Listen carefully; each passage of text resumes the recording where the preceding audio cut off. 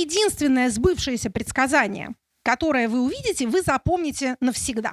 Если ваш автор дает вам очень определенные, опять же, невариативные предсказания, это признак опасный. Приобретение территории – это уже не asset, а liability, да, то есть это не ресурс, это обременение. Большие человеческие потери не очень нравятся гражданам, в особенности гражданам демократических государств. Торговля приносит вам больше выгод, чем, так сказать, конфликт. Если вы хотите иметь дружелюбного соседа, то, наверное, так сказать, бить его по голове, пока он вас не полюбит, это не совсем эффективный метод. Говорили мы.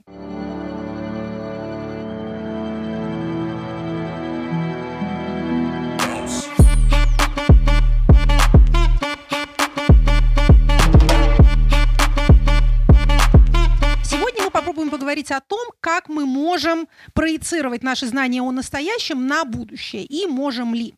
Тема сформулирована как политическое прогнозирование. Я, будучи политологом, естественно, склоняюсь все время в свою профессиональную сторону. Но те основные принципы, которые мы сегодня попробуем изложить, в общем, универсально применимы к прогнозированию, то есть к попытке видеть будущее в любой сфере человеческой жизни. Вспомним немножко, о чем мы успели договориться на вчерашнем нашем занятии, когда мы говорили о этих самых когнитивных искажениях, о сложностях восприятия нами той информации, которая нас касается. Весь тот, так сказать, объем, весь тот широкий набор когнитивных искажений, который был нами перечислен вчера, в общем, сводится к тому, что мозг хочет думать привычными паттернами, воспринимает привычное как безопасное, подбирает информацию и фильтрует информацию, подтверждающую те убеждения, те представления, которые у нас уже сложились, и что однообразный опыт, ограниченный кругозор,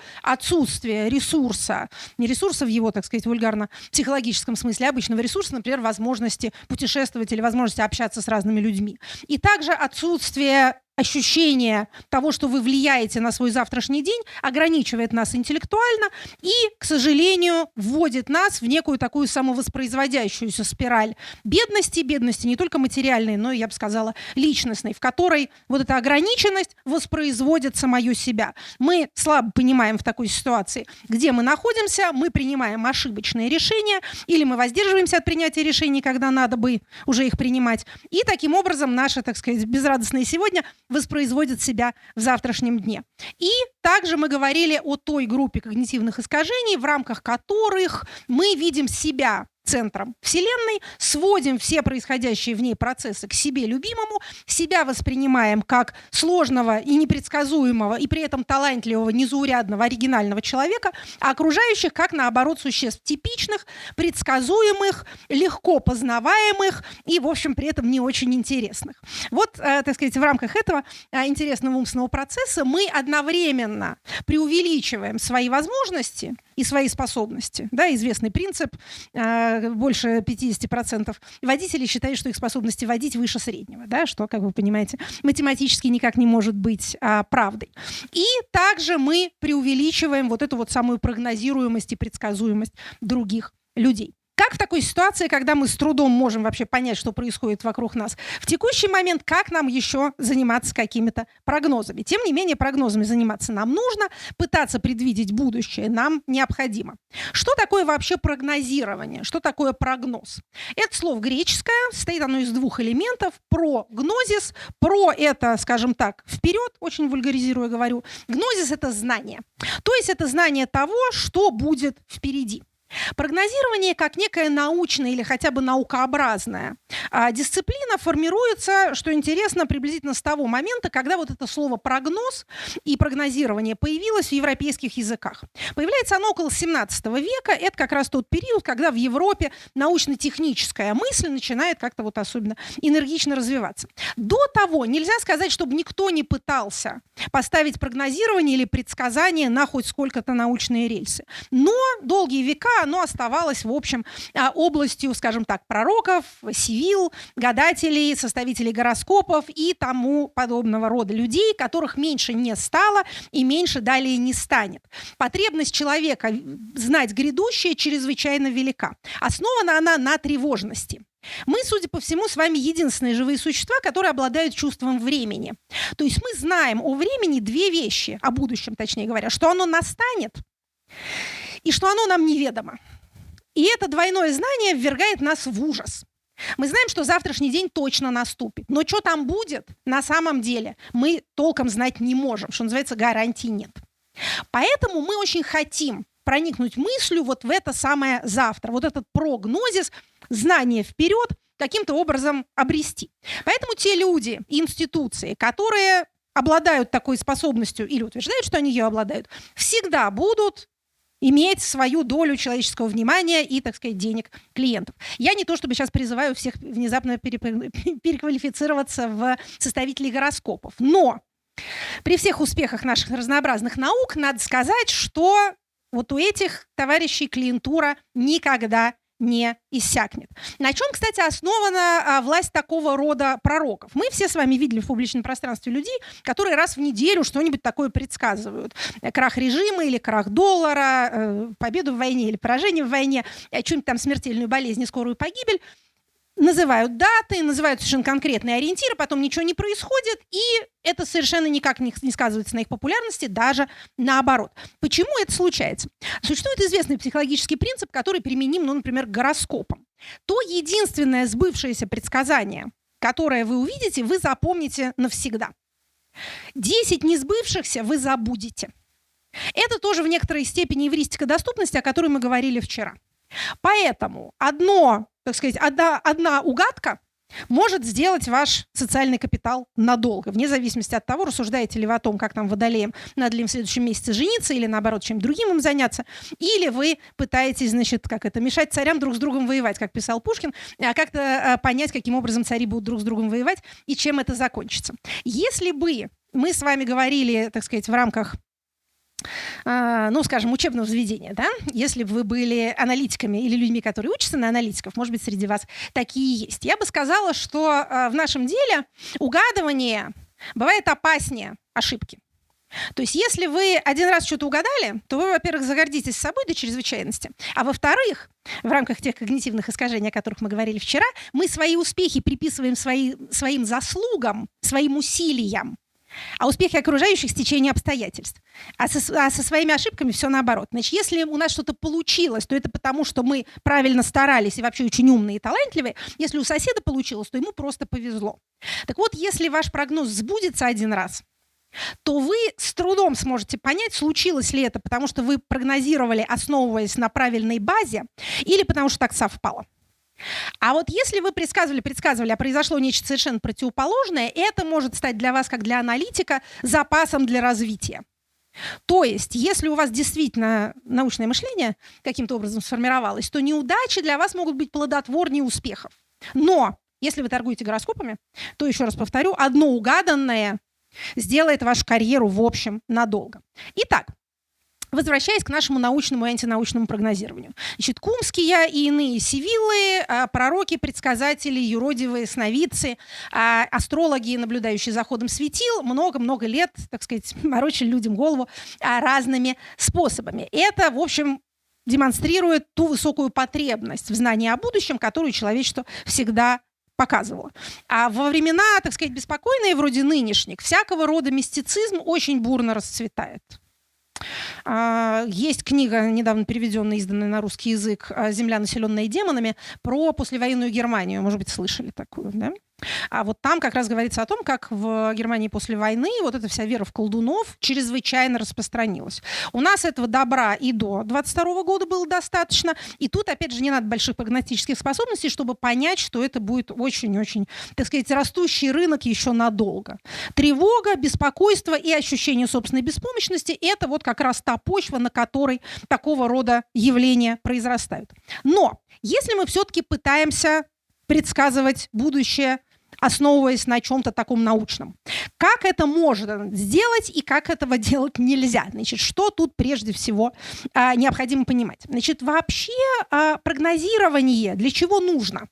Зачем мы, в принципе, этим занимаемся, если не для того, чтобы смирить свою тревогу, пообещав самим себе, что завтра непременно все будет лучше, чем сегодня? Прогнозирование, как, форма научного предвидения, связано с целеполаганием. Это кажется, в общем, довольно элементарным, но полезно это себе повторять. Мы пытаемся увидеть будущее для того, чтобы принимать решения. Опять же, давайте на этом немножко остановимся. Вещь очевидная, но не такая очевидная. Довольно много народу хочет знать будущее для того, чтобы, даже если люди себе в этом не признаются и таким образом это не формулируют, для того, чтобы понять, что произойдет и без наших усилий.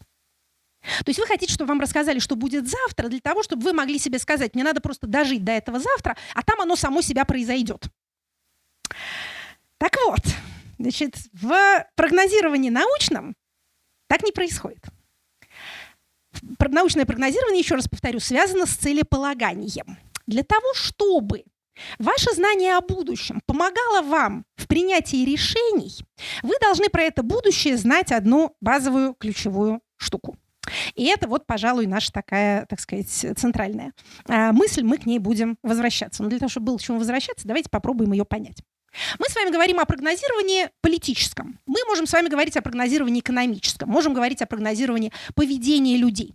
В любом случае мы пытаемся прогнозировать нечто в социальной сфере, то есть нечто, касающееся людей и их поведения относительно друг друга. Мы с вами дальше, когда будем говорить о разных возможностях этого самого прогнозирования, мы с вами обратимся к взглядам тех людей, которые имели счастье не социальными сферами заниматься, а заниматься, например, астрономией. Вот у них там все гораздо проще. Есть вычисляемая орбита, по ней светила небесные ходят, есть некоторый элемент неожиданности, непредсказуемости, то астероид пролетит, то, так сказать, беззаконная комета, да, в кругу рассчитанном светил тоже появится, но в целом все, в общем, рассчитываемо. В социальной сфере главное, что мы должны с вами помнить, это следующее.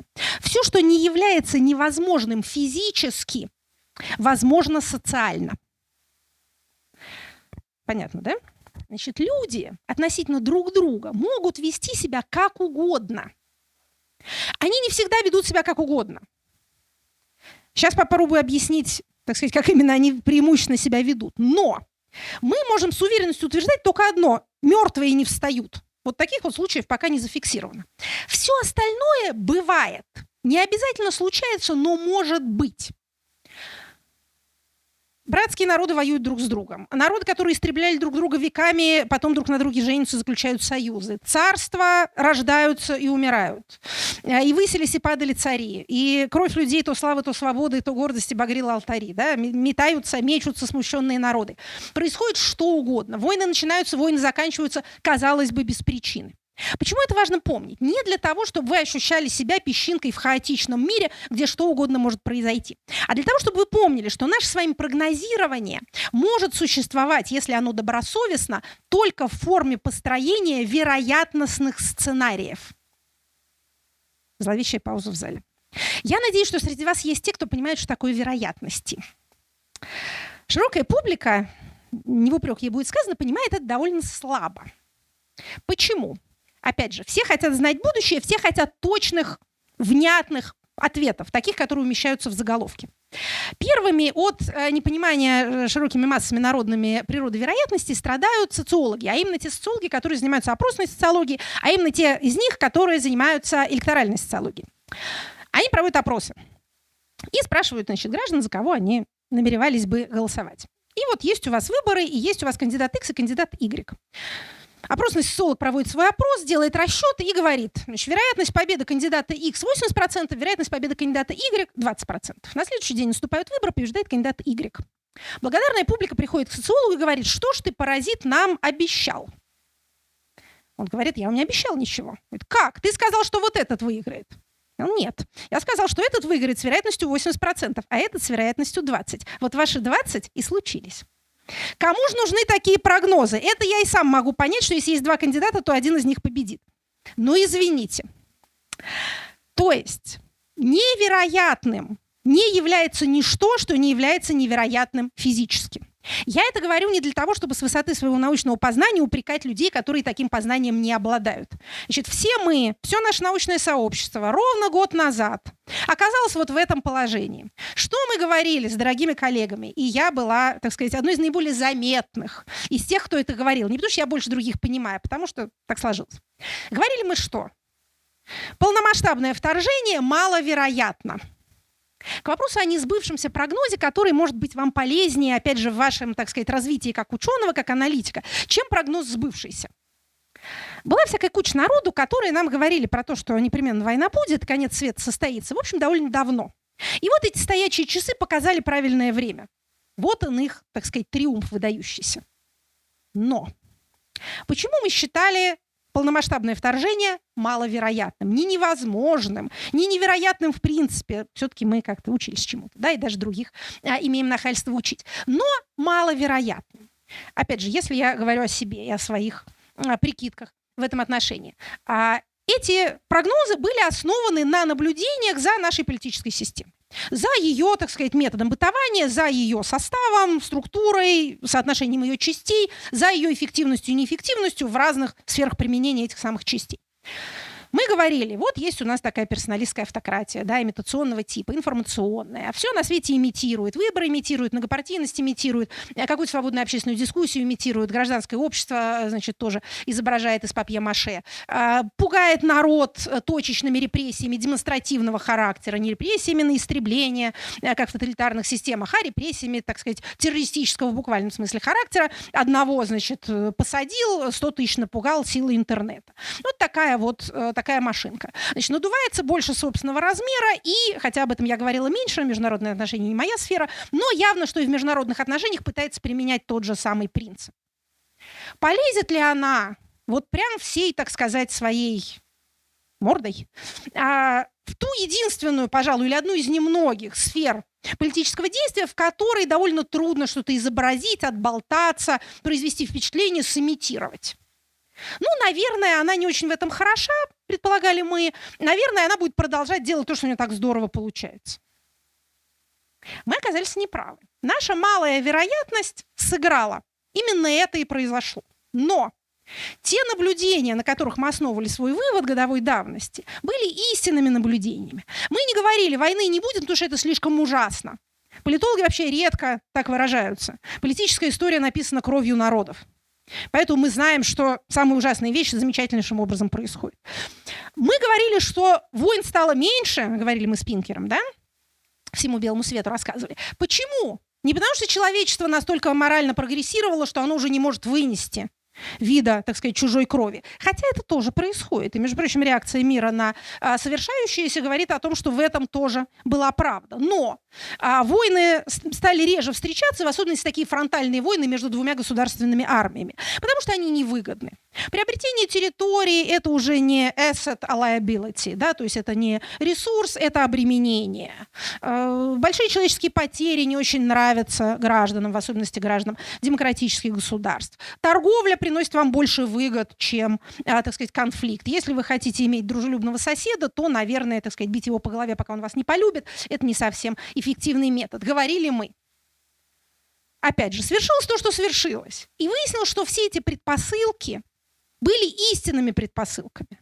Свершившееся пошло не так, как предполагалось. Оно не приносит тех выгод, которые должно было принести. Как дальше будут развиваться события, посмотрим. И сейчас попробуем сказать, как именно можно на это посмотреть. Но к чему я рассказываю вот эту вот вам историю драматическую? К тому, что угадывание – это не интеллектуальная операция. Если вы пытаетесь мыслить рационально, вы не должны бояться вот такого рода ошибок. Хотя, что называется, делать их публично неприятно, но развивая свой, так сказать, научный склад ума, вы потом возвращаетесь к истоку и начинаете вспоминать, а почему мы вот так вот решили? Да? Может быть, мы тоже стали жертвами разного рода когнитивных искажений, да? Но мы решили так потому-то, потому-то, потому-то. Наши предпосылки были рациональны, они были основаны на реальности, они проверяемы эмпирически. Да, значит, даже если мы недооценили вероятность, у нас был некий базис, на котором мы можем основывать дальнейшее, но уже, так сказать, с поправкой на свершившееся. Итак, самое главное, самое основное. Вероятности не есть несбыточности, но вероятности бывают разной степени. Поэтому грамотный прогноз состоит всегда из вариантов А, Б, С. Это скучно выглядит в газетной заметке. Вопрошающим нужен один единственный ответ. Но если вы выбираете свою, так сказать, внутреннюю панель экспертов, которых вы будете слушать в тех сферах, о которых вы хотите что-то понимать, то помните, те, кто дают вам однозначные прогнозы, случится только это, больше ничего. Вот это вот инфосотка. да? Это очень эффектный риторический прием. Это делает хорошие заголовки. Но присмотритесь внимательно к этому человеку и, может быть, не слушайте его больше. Информационное пространство безгранично, говорит там много кто, а вообще много экспертов иметь не надо. Ну вот смотрите, я сказала уже, что я не занимаюсь международной политикой, да, хотя прошедший год нас всех принудительно переучивают на военных экспертов и международников, но я сопротивляюсь, я продолжаю держаться за свою собственную скромную сферу компетенции, все-таки она как это плохонькая, но моя. Поэтому для того, чтобы понимать, чего в мире происходит, у меня вот есть там 2 автора, которых я читаю, что они пишут, и даже там, опять же, благодаря своему привилегированному социальному положению могу написать, спросить там, а вот там, как раньше писал, война будет? Мне отвечали, нет, сейчас не будет. Давайте лучше назовем некоторые признаки такого рода экспертов. Значит, как выбрать свой, так сказать, белый список для того, чтобы вы не утонули в этом самом море информации? Значит, во-первых, вопрос о когнитивных искажениях. Особенно в такое малоприятное время, как нынешнее, нет ничего дурного в том, чтобы вы выбирали тот источник, который, что называется, makes you feel good. Как есть comfort food, да, вот та еда, те макароны с сыром, которые мы едим, когда нам надо успокоиться. Так есть вот это вот comfort information. Если чей-то голос на вас действует успокаивающе, слушайте, ради бога. Но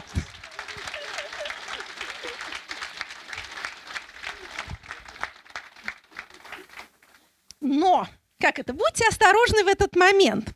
Вы это слушаете, потому что вы получаете какую-то для вас полезную информацию. Это как-то расширяет ваш кругозор, это побуждает вас изучать что-нибудь дальше. Или просто вы успокоились и спать пошли. Второе тоже нормально. Но это не совсем то, чего мы хотим от экспертов наших.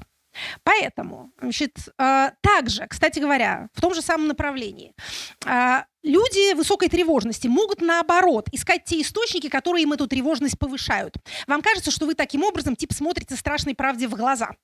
Если вас кто-то нервирует, тоже его не слушайте. Действительно, в систематически изложенном экспертном знании есть нечто успокоительное для определенного склада ума. Вне зависимости от того, что вам говорится. Сама классификация, сам процесс анализа, разложения на части, анализа, синтеза имеет в себе нечто, что делает вас более уверенным, менее беспомощной жертвой. Есть люди другого склада ума, которые предпочитают не знать. Но если вы из тех, кто предпочитает знать, то да. Опять же, вы можете проверить тут свою реакцию по тому, как вы себя вели, когда вы или кто-то другой, ваш, так сказать, близкий человек заболевал чем-то. Вот вы из тех, кто зажмуривается, или вы из тех, кто идет гуглить? Вот если вы из тех, кто идет гуглить, и вы прочитали все смертельные симптомы и все равно как-то успокоились, потому что вы теперь с врачом можете говорить более квалифицированно, да, и задавать вопросы. Врачи очень таких не любят.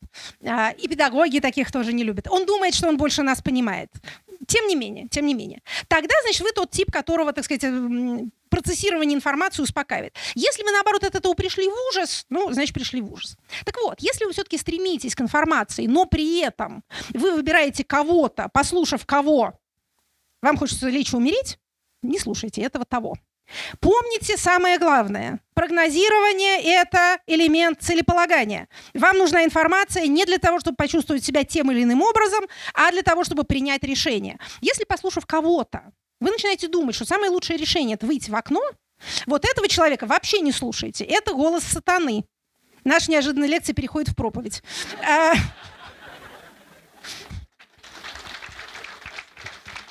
Как это? Такие люди среди нас тоже, к сожалению, есть. Итак, значит, выбрали эксперта, который не вызывает в вас слишком сильной эмоциональной реакции ни в одну, ни в другую сторону. Далее, посмотрели его анамнез. Очень здорово, когда у человека есть хоть какое-то профильное образование. Хорошие политологи бывают из филологов, это все происходит, у них, так сказать, слог красивый, кругозор широкий. Вообще понимание художественной литературы, привычка к чтению объемных, сложных текстов очень здорово развивает мозг. Поэтому в классическом Китае, когда он еще был эффективной, так сказать, бюрократической машиной, экзамены на чин состояли в литературных сочинениях. Предполагалось, что если человек в состоянии прочитать и понять большой художественный текст, он уж как-нибудь исправится с этой чиновничьей работой. Это абсолютная правда. Но, тем не менее, профильное образование полезно. Если человек пишет о Китае, ну хорошо, чтобы он был бы китаистом, ну хоть когда-нибудь в детстве. Поэтому смотрите, у кого есть какое образование. Ученая степень, скажу я эгоистично, говорит хотя бы о том, если человек ее не украл, а если он ее украл, купил, то это скорее будет чиновник, а не аналитик. Так вот, ученая степень говорит о том, что человек имел терпение провести некоторую долгосрочную работу и написать вот этот большой кирпич текста. Пока ты это делаешь, ты как-то умнеешь. Мне это мама в детстве говорила, вот, когда напишешь диссертацию, типа поумнеешь. Я не верила. Потом оказалось, действительно, маму слушать надо. И правда, вот сам факт этой продленной работы выстраивает мозг определенным образом. Поэтому посмотрите, взял ли ваш эксперт на себя труд в своей области получить ученую степень. Это, опять же, ничего не гарантирует, но это само по себе неплохо. Далее. Тут я тоже, может быть, смотрю со своей колокольни, но, как говорил Козьма Прутков, только на государственной службе познаешь истину. Если человек, который анализирует политические процессы, был где-то на госслужбе какое-то время, это хорошо. Если он сейчас на госслужбе, он не будет ничего говорить. Но если он, в принципе, когда-то был, видел машинку изнутри, это полезно. Поэтому это тоже вот признак. Далее, собственно, непосредственно к прогнозированию. Если ваш автор дает вам очень определенные, опять же, невариативные предсказания, это признак опасный. То есть человек должен понимать то, что мы с вами говорим. Это, в общем, такие довольно элементарные вещи. Что мы всегда должны иметь несколько вариантов развития событий, и мы выстраиваем их по степени предполагаемой вероятности. При этом ни один из этих вариантов полностью невероятным никак не является. В принципе, грамотный прогноз состоит скорее в описании тенденции или возможностей, или набора возможностей, чем в, точном описании того, что произойдет завтра. Также я всегда с недоверием отношусь к тем людям, которые вот в нашей сфере политического анализа и прогнозирования фиксируются на персоналиях. Да, конечно, персоналистские автократии называются персоналистскими не без причины. Там власть концентрируется в руках лидера и его окружения, поэтому личности имеют значение. Но в целом, если все ваши прогнозы сводятся к кадровым, то это, в общем, некоторые, так сказать, торговля сплетнями, а не наука. При всем том, что кадровые изменения могут быть признаками или предвестниками изменений политических, сами по себе политическими изменениями они не являются. То есть вот по этим признакам, значит, осторожность в прогнозах, наличие базового образования, наличие опыта работы в своей сфере, не раскачивание вас на эмоциональных качелях, вообще избегание оценочных суждений, эмоционально окрашенной лексики. Поверьте, русский язык достаточно богат для того, чтобы, так сказать, культурным языком выразить абсолютно любую мысль. Если ваш автор выражается, так сказать, обсценную лексику употребляет, то это не значит, что у него из души рвется мысль такая вот, которую он не может сдержать. Это, видимо, значит, что его словарный запас не богат. А если у человека словарный запас не богат, значит, он мало читал. А если он мало читал, наверное, не учился. Это, в общем, все, как бы это сказать, не те люди, которые нам нужны. Ссылка на неподтвержденные анонимные источники тоже никогда не вызывает доверия. Сейчас мы находимся в тяжелом положении все, у нас все меньше и меньше верифицируемой даты, в смысле дейты, в смысле данных. Это очень большое горе. Тут я, так сказать, могу отдельную заплачку вам рассказать по поводу того, как самые базовые статистические данные становятся нам недоступны или искажены, как закрываются государственные базы данных, как провалилась перепись 2021 года, и это имеет и будет иметь очень тяжелые последствия для тех, кто даже не задумывается о том, что перепись — это вообще какое-то важное мероприятие. Сочетание халтуры и секретности дает нам, конечно, чудовищную картину, в которой мы не знаем той страны, в которой живем, или хотим жить, или раньше жили. И мы вынуждены тоже, опять, как все те, кого мы так презирали в прошлом, говорить, знаете, вот у нас есть, вот люди говорят, вот мне тут рассказали, по нашим прикидкам. Такое ощущение, что мы пытаемся там анализировать битву при Калке, да? Наверное, сколько там с одной стороны были тьмы, а с другой стороны тысячи. И народу полегло немерено. А чем дело кончилось, непонятно. Это ужасно, это совершенно унизительно для всякого человека, который занимается хоть какой-то социальной наукой. Но это то положение, в котором мы себя обнаруживаем. Но, обнаружив себя в нем, мы с ним не смиряемся, не считаем его нормальным, а продолжаем стараться базироваться на подтверждаемых источниках, насколько и когда это возможно, и когда это невозможно, что называется, подчеркиваем нашу беду, горе и нищету. Вот сейчас ничего нету. Да? Есть такая вещь, как anecdotal evidence, не анекдотическое свидетельство, а, так сказать, свидетельство свидетелей. Одна баба сказала, как это называется. Это не лучший вариант, но в отсутствии чего бы то ни было другого приходится пользоваться и этим. Точно так же, как когда мы говорим, что у нас нет возможности полностью опираться на достоверные социологические данные, мы не отметаем никаких социологических результатов, мы на них смотрим. Сейчас не буду углубляться в то, как именно мы на них смотрим, но, опять же, ни на чем одном не базируемся, никаких свидетельств не отвергаем, стараемся пользоваться максимально широким диапазоном источников. Значит, возвращаясь к прогнозирование. Мы сказали, что наше с вами грамотное прогнозирование представляет собой набор этих самых вероятностных сценариев. Для того, чтобы эти вероятностные сценарии имели, собственно, прогностическую ценность, любой такого рода прогноз должен отвечать двум признакам, двум характеристикам – альтернативности и верифицируемости. Про альтернативность мы с вами сказали, да? То есть вы не можете сказать, что будет только так и никак иначе. Только в одном случае, да, все умрем. Это да. Все остальное не гарантировано. Поэтому должна быть альтернативность. Что такое верифицируемость? Верифицируемость – это проверяемость. Но в нашем с вами случае мы не можем, к сожалению, похвастаться проверяемостью, которой наслаждаются счастливые естественные и математические науки. В нашем случае верифицируемость состоит в следующем. В вашем прогнозе или в том прогнозе, которым вы пользуетесь, должны содержаться признаки его будущей подтверждаемости. То есть, если это действительно так, то мы увидим то-то, то-то и то-то. Ну, то есть, представьте себе, что ваш прогноз – это рабочая гипотеза. Вы говорите, если моя рабочая гипотеза верна, то мы увидим там следующие признаки. Ну, например, существует базовый принцип государственной монополии на легальное насилие. Это один из признаков государства, в учебниках написано.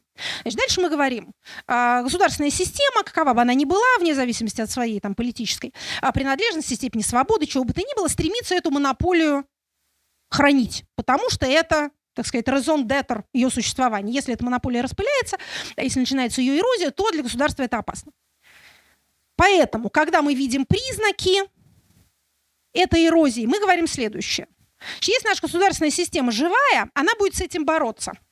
Если она с этим бороться не может или начнет, но не сумеет, да, значит, она на пути к развалу.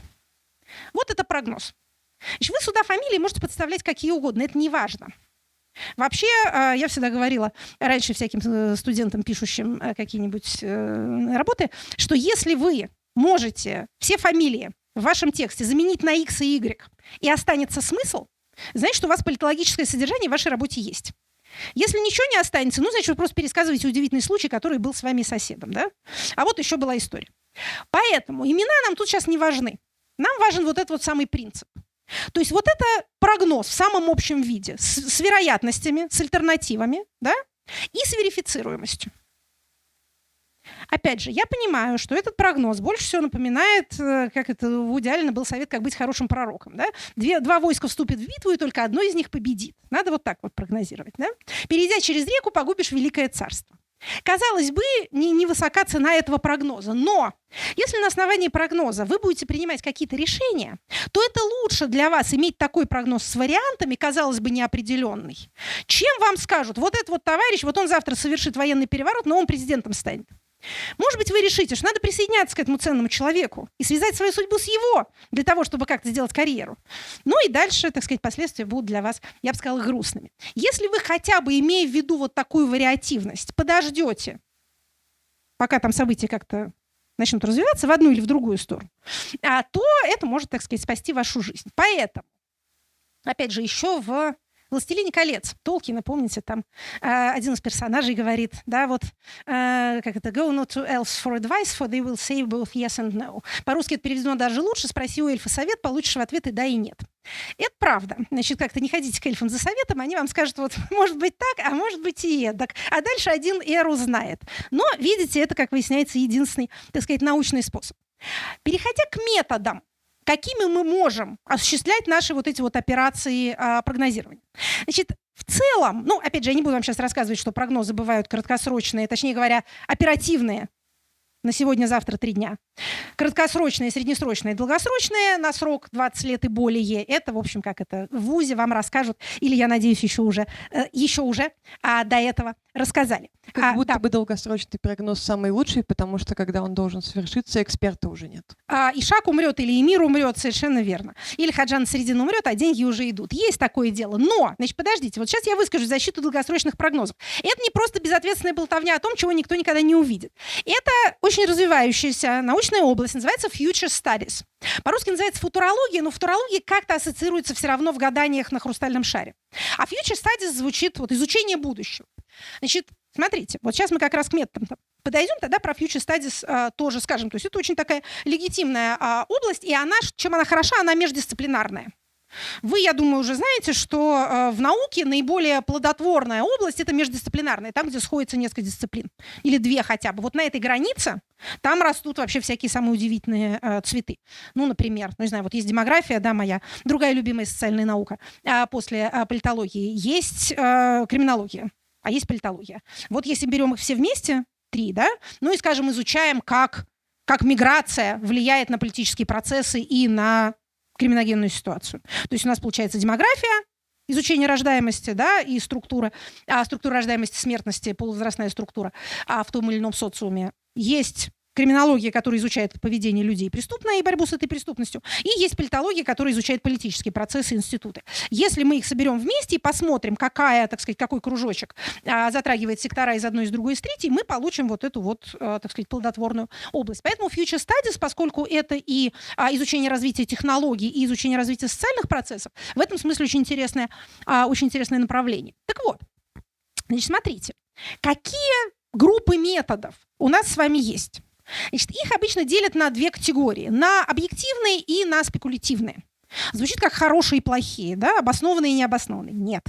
Все не так просто, все не так однозначно. Значит, сейчас, когда мы с вами будем называть эти методы, вы увидите, что грань между объективными и спекулятивными методами не так определенна.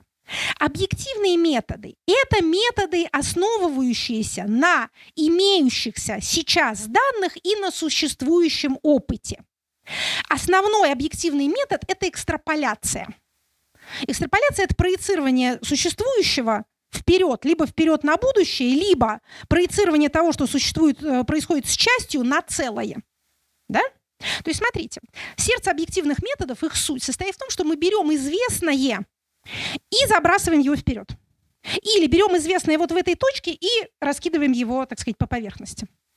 Это, в общем, практически основной метод. Но что здесь, не метод, точнее говоря, набор методов. В чем тут проблема? Проблема в следующем. Братья наши метеорологи говорят, что самый сбывающийся прогноз погоды состоит в том, что завтра будет примерно такая же погода, как и сегодня. Он сбывается в 85% случаев. Но если бы он сбывался в 100% случаев, не происходила бы смена времен года, а она происходит. Точно так же, сынок, и у бабочек. Точно так же примерно и в социальных процессах. Действительно, самый сбывающийся прогноз — это прогноз инерционный. Будет примерно так, как сейчас.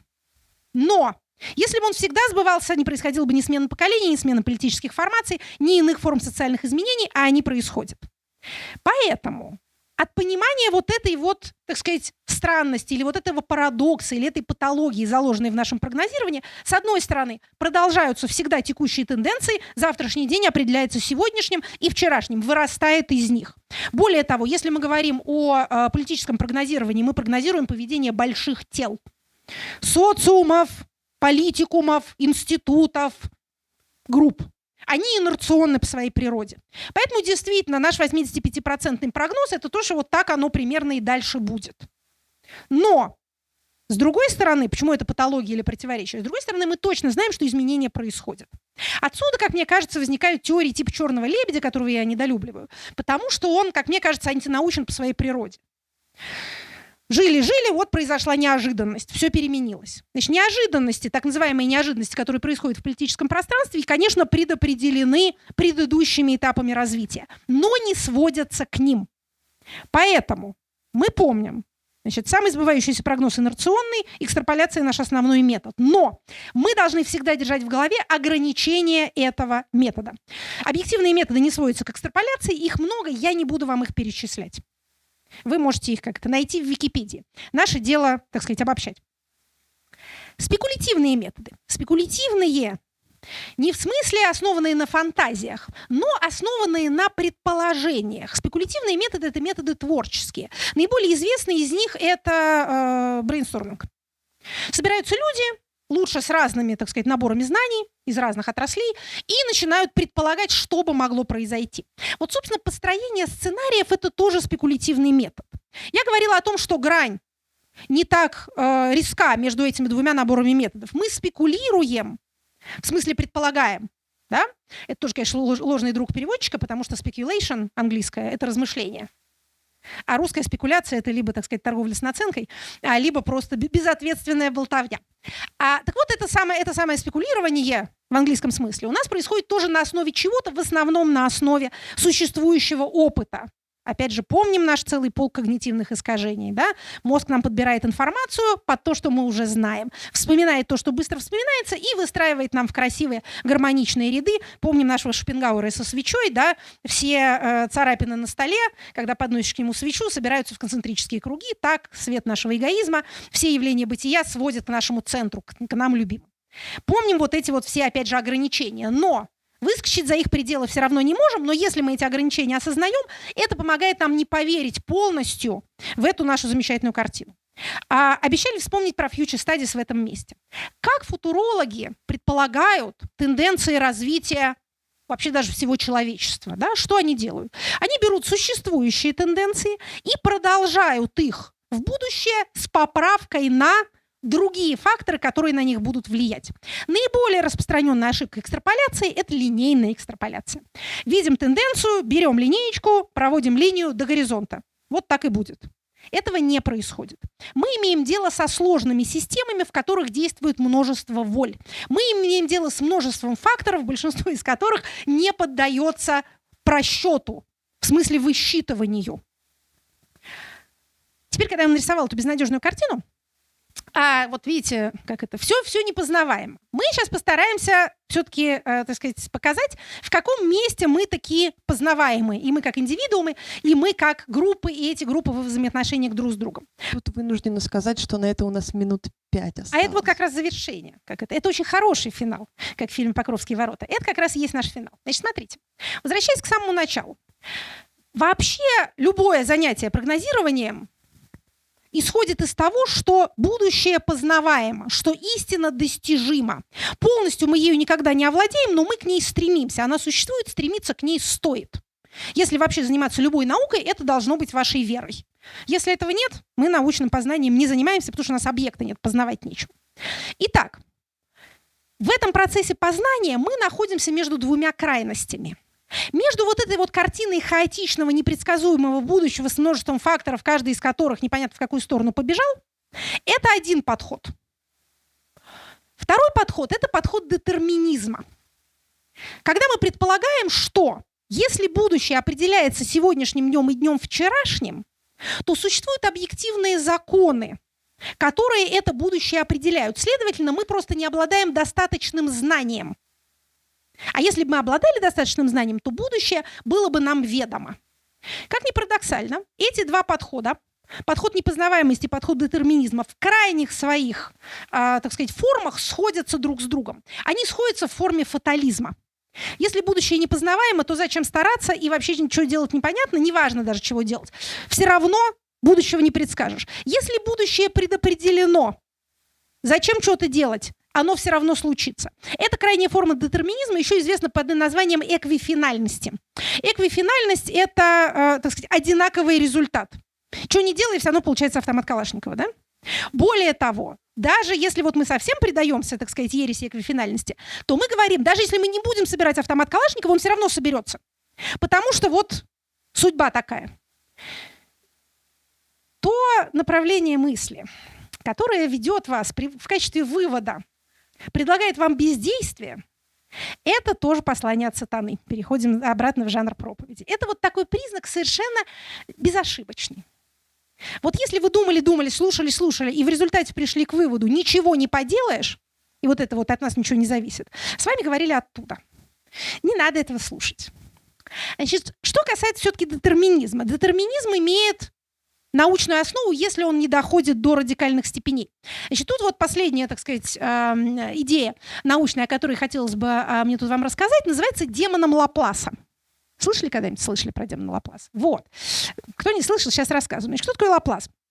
Лаплас — это французский математик, астроном, пережил французскую революцию, значит, не без труда, принимал вступительные экзамены у молодого Бонапарта, потом им был назначен министром, но 6 недель всего проработал, не был способен к административной работе, но зато стал, так сказать, графом Пером и написал множество научных трудов, которые по-прежнему определяют развитие астрономической науки. Он высчитывал орбиты небесных светил, и, в общем, ему принадлежит открытие постоянства и определяемости этих орбит, потому что насколько хаотично движение планет до того момента было непонятно. Так вот, значит, помните, мы говорили о тех счастливых людях, которые имеют дело не с социальными сущностями непознаваемыми, да, и не с людьми, которым что-нибудь в голову взбредет, они, бог знает, как начинают себя вести, а с вот, так сказать, планетами, звездами и даже с астероидами. Им лучше. Значит, Лаплас сформулировал такую мысль, которая как раз является выражением вот этого вот крайней степени детерминизма. Значит, его работа называется «Философское эссе о возможностях», о вероятностях, точнее говоря. 814 год. Писал он следующее. «Мы можем рассматривать настоящее состояние Вселенной как следствие его прошлого и причину его будущего». Понятно, да? Настоящее исходит из прошлого и определяет будущее. Разум, которому в каждый определенный момент времени были бы известны все силы, приводящие в природу в движение, и положение всех тел, из которых она состоит, природа, будь он также достаточно обширен, чтобы подвергнуть эти данные анализу, смог бы объять единым законом движение величайших тел Вселенной и мельчайшего атома. Для такого разума ничего не было бы неясного, и будущее существовало бы в его глазах точно так же, как прошлое. То есть что нам говорит Лаплас? Если бы у нас были все данные, плюс разум, способный эти данные анализировать, прошлое и настоящее, и будущее были бы нам одинаково видимы. Он сам не называл это существо демоном, это позднейшие биографы его так назвали. Но вот этот демон Лапласа, это, видимо, то, что мы сейчас называем квантовым компьютером. Значит, к чему я вам это рассказываю? На чем мне бы хотелось завершить? В кругах, так сказать, высших администраторов, не только в нашей стране, существует такая идея, что вот раньше, например, там плановое хозяйство какое-нибудь советское, оно не удалось, потому что у них суперкомпьютера не было. А вот у нас сейчас суперкомпьютер будет, мы туда все данные как засунем, и оттуда картина будущего нам и вылезет. То есть зачарованность бигдатой, в общем, понятна. Действительно кажется, что раньше человечество блуждало в потемках, потому что у него не было ни достаточного объема данных, ни инструментария для того, чтобы эти данные анализировать. А мы-то теперь, вооружившись этим волшебным арифмометром, все и просчитаем. В чем здесь засада? Засада в том, с чего мы начали. В социальном пространстве люди могут вести себя как угодно. Поэтому предсказывать наше грядущее, даже индивидуальное, на основании, скажем, тех выборов, которые мы делаем в соцсетях. Вот говорят, соцсети, алгоритмы знают о вас больше, чем мать родная, чем вы сами о себе знаете. Но понимаете, в чем тут, так сказать, опять же, сложность? Алгоритмы соцсетей знают и могут предсказать, как вы поведете себя в соцсетях. Но они не очень понимают, как вы будете вести себя, так сказать, в реальном мире вне этих соцсетей. Поэтому, как выясняется, и теперь уже есть, к счастью, научные исследования на эту тему, вот эти вот все великие кампании, опять же, в соцсетях по влиянию на выборы, как выясняется, не влияют на результаты выборов. Поведение человека в интернете и поведение его на избирательном участке различаются. Да, существует влияние, но это влияние не прямое. Первыми, еще до всяких научных исследований, с этим столкнулись те, кто пытался конвертировать сетевую известность в политическое влияние. Вот у меня там Инстаграм, я Тейлор Свифт, у меня 1 миллиард подписчиков, много сердечек. Я говорю, дорогие подписчики, давайте все пойдем и зарегистрируемся в качестве, значит, избирателей и проголосуем за демократов. Мне говорят, здорово, какая же ты молодец, Тейлор Свифт, мы тебе еще 1 миллион сердечек поставим. Ставят 1 миллион сердечек, никто никуда не идет. Как же так? То есть демон Лапласа, если и существует или, так сказать, создаваем, если он и возникнет, для планирования жизни человеческой не вполне будет годиться. Наши науки социальные хороши тем, и, так сказать, важны и велики, что мы имеем дело частью с тем, что можно просчитать. Поэтому так много моих коллег любят заниматься выборами. Процесс ограниченный во времени, ограниченное число участников, можно построить много красивых графиков. Не так много людей любят заниматься, скажем, административным управлением, жизнью бюрократии или трансформацией политических институтов, потому что тут многое просто описывается словами, А посчитать и сделать графичек, ну, в общем, не из чего, а статья без графика выглядит несолидно. Тем не менее, именно понимание ограничений такого рода цифровизации, или, точнее говоря, такого рода оцифровывания, это одно из базисных знаний, которые мы должны вынести из знакомства с социальными науками. Поэтому при всей гордости нашим богатым инструментарием прогнозирования знание его ограничений, мне кажется, даже более ценным.